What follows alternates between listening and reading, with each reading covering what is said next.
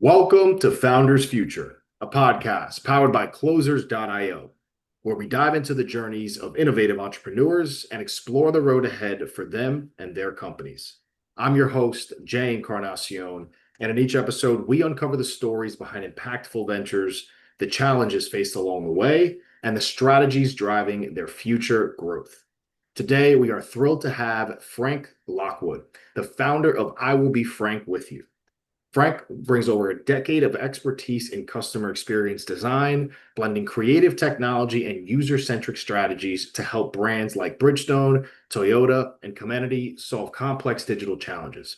Based on delivering honest, actionable solutions, I Will Be Frank With You, founded to transform how businesses connect with users, is redefining efficiency and profitability through UX and UI design.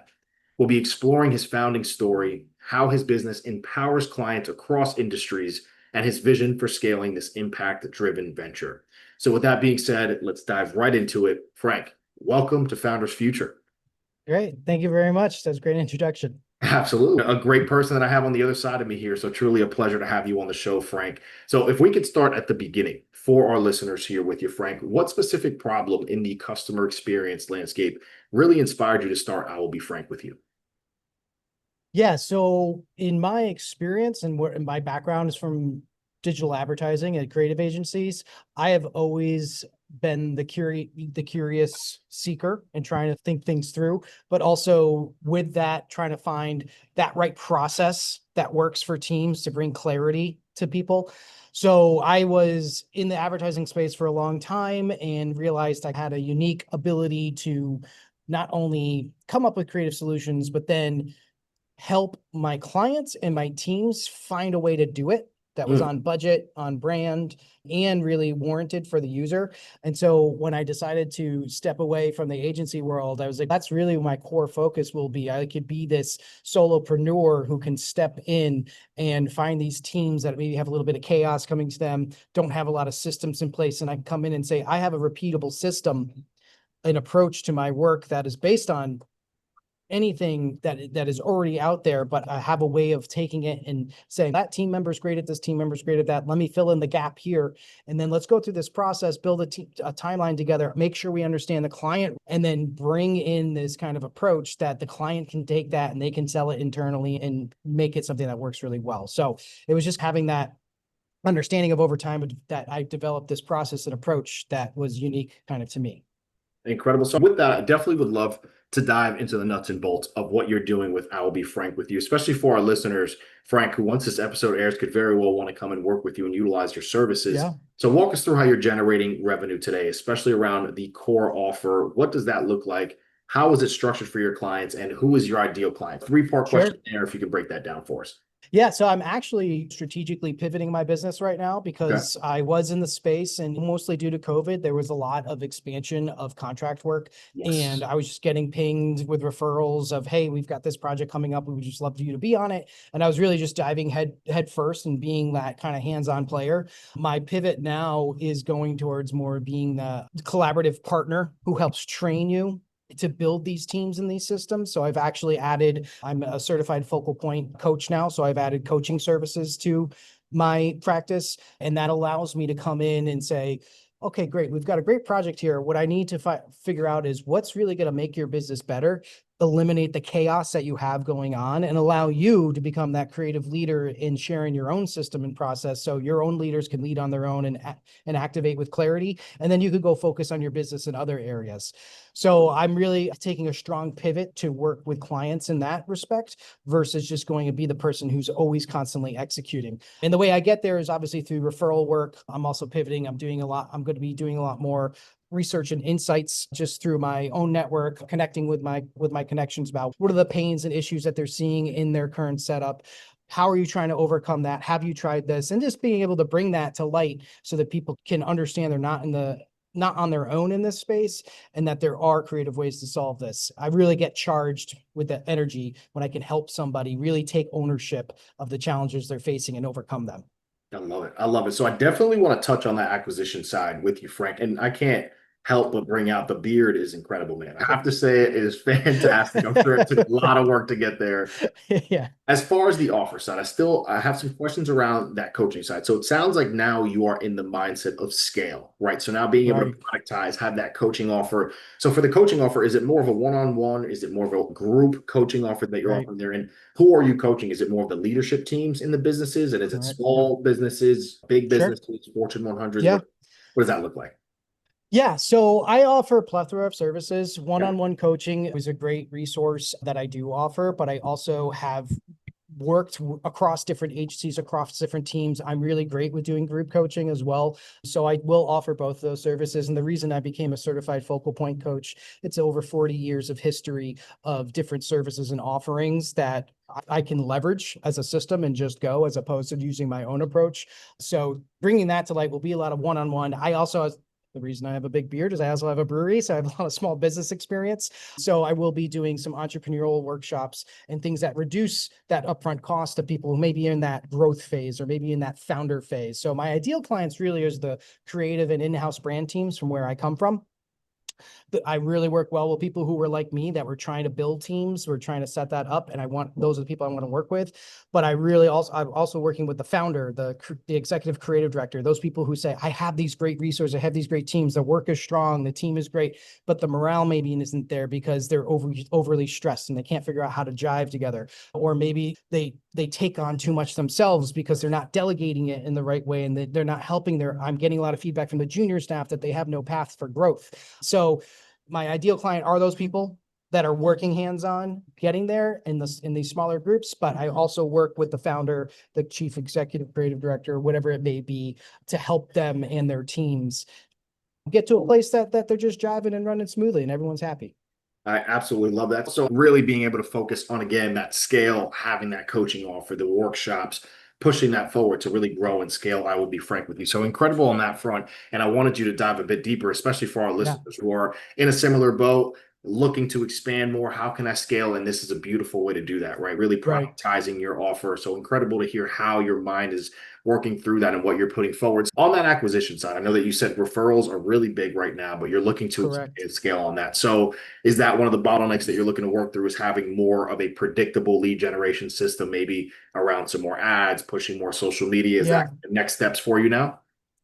Yeah, my big goal is to make sure that I have a strong trust factor. My network, people who work with me, they trust with me, they refer me. It's how I get most of my business already. So as I grow that network, my goal is to continue building that trust. So I really want to put out thought leadership content. I'm going to be doing more speaking engagements. This is fantastic to be on this podcast because it's exactly where I want to be. So I could build that trust in that initial conversation. I also, in my sales process, I want to work with people who want to work with me. I want to work with Yes. people who want to overcome their challenges. So it's not just, hey, Frank, I know you do sales training. Can you come and do the sales training? No, let's Right. sit down and have a couple of conversations, make sure we're the right partners with each other and make sure that we can help each other. So it's still kind of referral, word of mouth, but I'm Yeah. finding ways to put that marketing out there organically so that people can get a first touch of trust that's with me. And hopefully as a referral comes in, they can help refer and say, this is what he does more clearly. Absolutely. And I think that's the beauty, is that you're still in that point of having that organic growth. And obviously with the referrals on that side, the predictability really isn't there. So now really being able to install that system is next up to keep that growth and that scale Right. go how you want it to be. So on that same front, knowing that's a big goal that you're going to be pushing through, as far as the sales process, are you running this on your own? Are you a solopreneur right now, Frank, or do you have a sales Yeah. team behind you? Yeah, right now I'm solopreneur, doing it all myself. I love it. Frank You show. know, right, Frank in the right. beard. That's right. I have growth projections. If I hit a certain growth projection, that's where I'll say, all right, cool. Let's take a chunk of the business money that's coming in on the business and let's free up my time from sales and Yeah. use that in something that I can invest in. So I have my growth projections for that. And I'm very specific. And again, as a person who thinks through systems, having those projections helps keep your focus in certain areas that you know you need to keep growing in the way that you want to grow. And I could quickly invest in some services that gets my name out there more quickly. But the idea is then the growth sometimes outstrips the infrastructure you set up. So now, Right. if I'm freeing up my time and I have put all this money into, I'm getting all these leads and I'm just like, all right, sign that up, sign it up. I'm starting, maybe I'm taking on leads that didn't grow with the quality that I wanted, and it's not the right fit. And then outstripping the way I've set up my process and practice, and it fails. So it's having a very focused, structured approach, putting the system in place. So I call it my conversion engine. I'm building the framework for a car right now, and the conversion engine is what drives it. And then I got to set up my refueling stations, right? So my refueling stations are the right channels, the right types of touch points, the right type of information I put out there so that I can have a properly running vehicle. And that's kind of where I'm at. I love it. And take notes, listeners, because that is the plan, right? And that's what it is, right? Especially when you are a solopreneur. And I love having solopreneurs on the show because you have to be intuitive. You have to be able to think on your feet and put a plan together and be able to execute on that plan. Really is a beautiful thing to have you walking through that, talking through that, and what you're doing to get to that next level with I Will Be Frank with you. So just incredible to hear that from you, Frank. And on that side, obviously the bottlenecks popping out to me are again around that predictable lead generation and then the sales side, right? Being able to put you in that CEO founder level role, have a sales team, setters and closers, and really being able to build that system out. So those are the bottlenecks that seems like you're breaking through right now moving forward. Right. Correct. Yeah. That's the initial journey I'm on. Yeah. Love it. I love it. So talk to us about the vision then. What does the rest Sure. of 2025 look like for I Will Be Frank with you? What are those laser focuses that you have to achieve Yeah. those goals? Yeah, so I recently just built a deck for myself. I'm a solopreneur, but I want to build something that energizes me. I can go back and refer and just grounds me again in where I want to go. I've got a 1-year projection for what I want to generate with revenue, but also how many clients does that take? What type of work am I doing with those clients?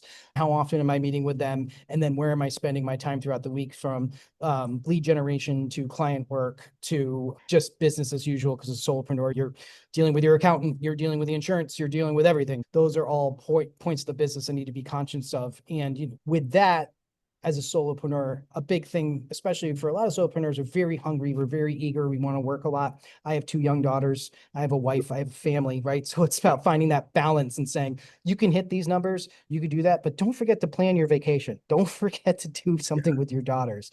So I have a 1-year vision for that. And then I have a much more detailed 90-day plan. And so I'm kicking off, actually, this is like perfect time. I'm kicking off in July of setting that foundation for my engine and building all the vehicle parts I need, relaunching my websites, relaunching my LinkedIn profile to be with this new pivot that I'm making, and going through and doing full brand shoots and content shoots and all those things.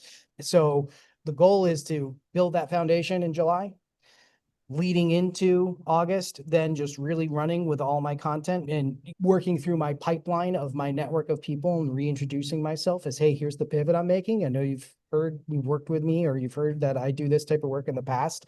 I'm not saying I'm not taking that work, but I'm trying to have a stronger focus in this area that I'm going with. So I may not take that work.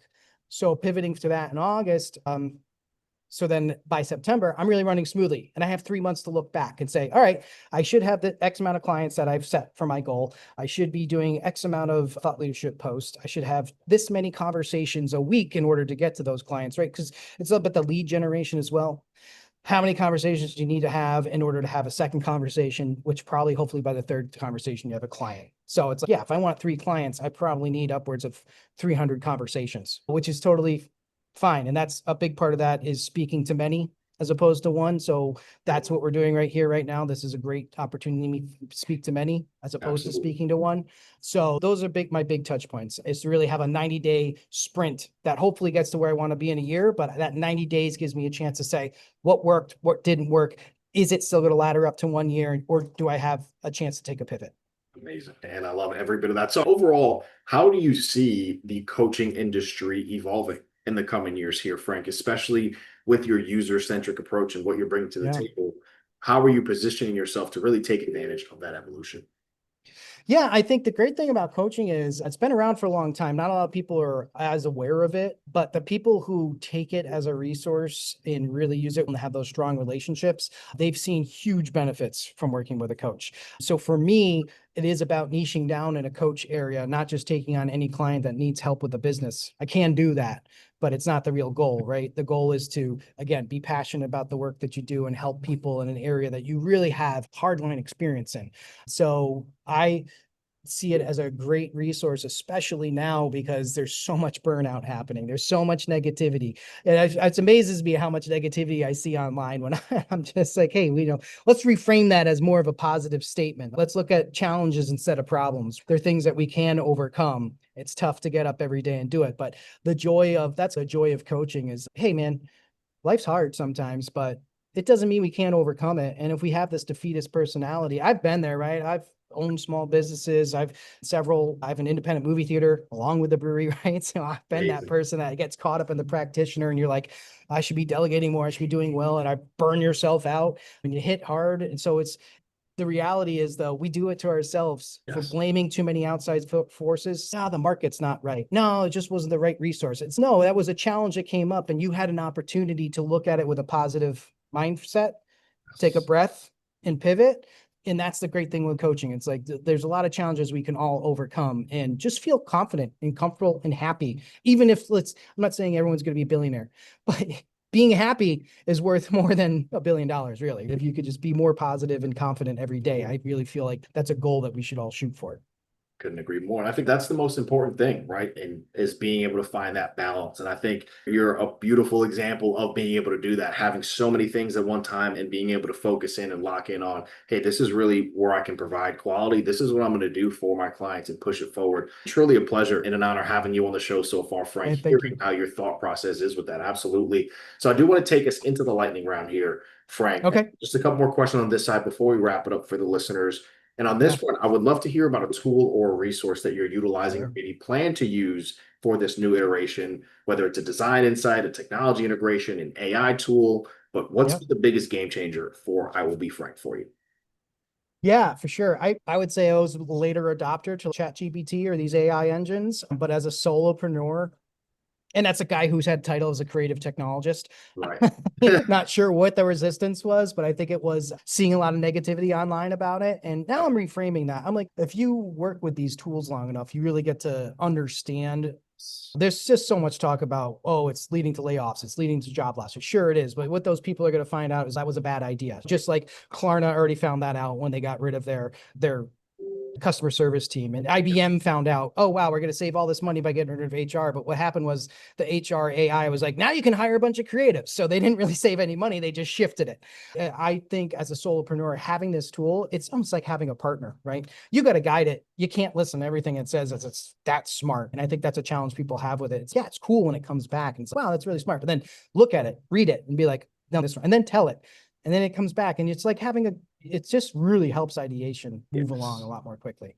It truly does. It's such a factor for founders to utilize, right? It just streamlines a lot of processes. It gives you the ability as a founder to have more time in the business, right? The little things that you were spending a lot of time on before as a founder can now be really pushed forward with AI and utilizing it properly. I couldn't agree more. And so many founders I have on the show are really saying the same things as AI is the future and you have to get with it to really take advantage and speed up so many more processes that slowed a lot of things down in the past. So with that, just one more question for you before we do wrap up here, Frank, and that's going to be on the advice side. Would love to hear a piece of advice that you can offer to our listeners. Obviously, you've done so much in your career so far, and you still have so much to go, and you're going to see a lot of success.